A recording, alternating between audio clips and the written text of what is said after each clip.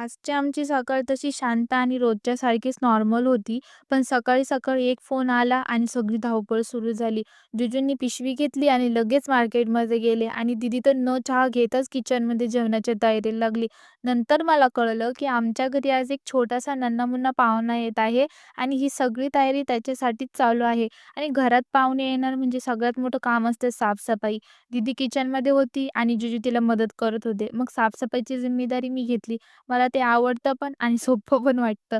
माझी साफ-सफाई होईपर्यंत दीदीने बनवलेल्या पनीरचा वास पूर्ण घरभर पसरला होता.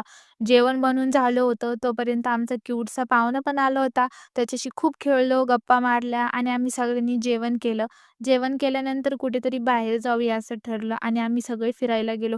खूप छान छोटंसं मंदिर होतं. खूप शांत आणि हिरवं-हिरवं होतं सगळं तिथे. सकाळी-सकाळी जी धावपळ झाली होती, ती सगळी वसूल झाली इथे येऊन. आम्ही खूप एन्जॉय केला, खूप फोटोज काढले, खूप वेळ तिथे घालवल्यानंतर छोट्याशा पाहुण्याची घरी जायची वेळ झाली होती. मग आम्ही सगळे घरी आलो. आजच्यासाठी एवढंच. पुन्हा भेटू नवीन व्हिडिओमध्ये.